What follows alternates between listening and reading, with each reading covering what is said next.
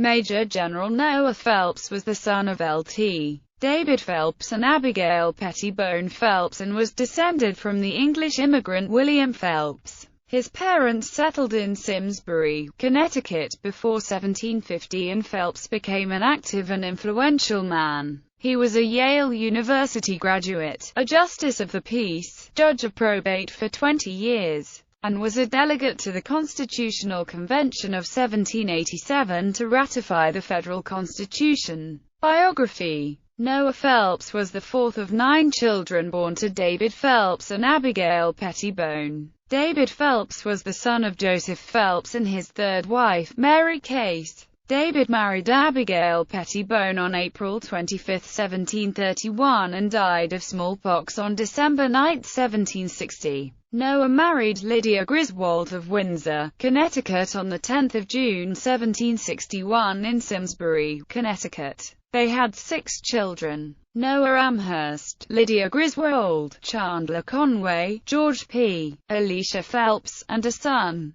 He held a variety of essential positions, including surveyor of lands in the Greater Simsbury area in 1772 and 1783, Justice of the Peace for Hartford County in 1782, Judge of Probate in 1787, and Major General of the Militia, 1796 to 1799. Noah Phelps was a leader within the Simsbury community. He chaired the town meeting that passed the Articles of Confederation in January 1778, and in November 1787. The meeting picked him and Daniel Humphrey Esq. as delegates for the Convention of the State of Connecticut, set to convene in Hartford in January and vote on whether or not to adopt the federal constitution. They were directed to oppose it, but one of the delegates, though voting as instructed by the town, took occasion to state that his personal convictions led him to favor the proposed constitution. This may have been Phelps. Phelps died in Simsbury 4 November 1809, honored and respected. On his tombstone is inscribed, "A Patriot of 1776. To such we are indebted for our independence." Revolutionary War. Early in the American Revolutionary War, Phelps was chosen as a member of Committee of War for the expedition to capture F.D. Ticonderoga and Crown Point. The committee considered the advisability of taking Fort Ticonderoga, then occupied by the British, and in which there was stored a large amount of heavy artillery and other war implements. Captain Phelps, Barnard Romance, Ephraim Buell, and Captain Edward Mott, with others, composed this committee, Captain Mott acting as chairman. They raised £300 from the public treasury, though guaranteed by several patriotic gentlemen. This fund was placed in the hands of Captain Phelps and Barnard Romance, with the request that they should go north and press forward this project. This resulted in the great and bloodless victory, the capture of Fort Ticonderoga. Captain Phelps gathered key intelligence in preparation for the taking of the fort.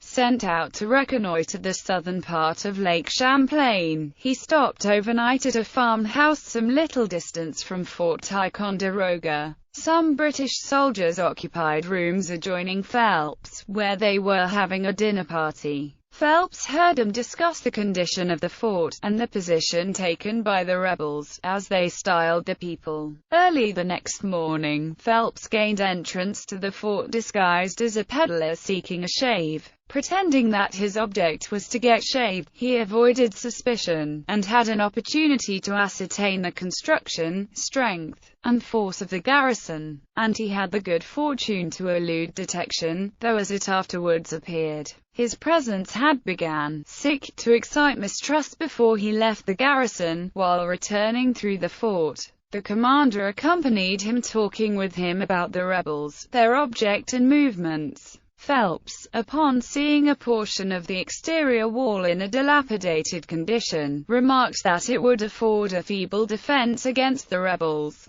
if they should attack in that quarter. The commander replied, "Yes, but that is not our greatest misfortune. All our powder is damaged, and before we can use it, we are obliged to dry and sift it." Phelps soon after left the fort. hiring a boatman to take him down the lake in a small boat. He entered the boat in full view and under the guns of the fort. He requested the boatman to row hard that he might terminate the journey as soon as possible. The boatman then requested him to take an oar and assist. This Phelps declined to do, being in full sight of the fort, by saying he was no boatman, because as a peddler he would not usually know how to handle an oar. After rounding a point that blocked their view from the fort, Phelps quickly took up an oar, and being a strong active man as well as a good oarsman, he excited the suspicion of the oarsman by his efficient work. The boatman remarked with an oath, "You have seen an oar before now, sir." This excited the suspicion of the boatman at the time that he was not a good and loyal citizen, but a rebel. However, his fear of Phelps' superior strength prevented any attempt to carry him back to the fort.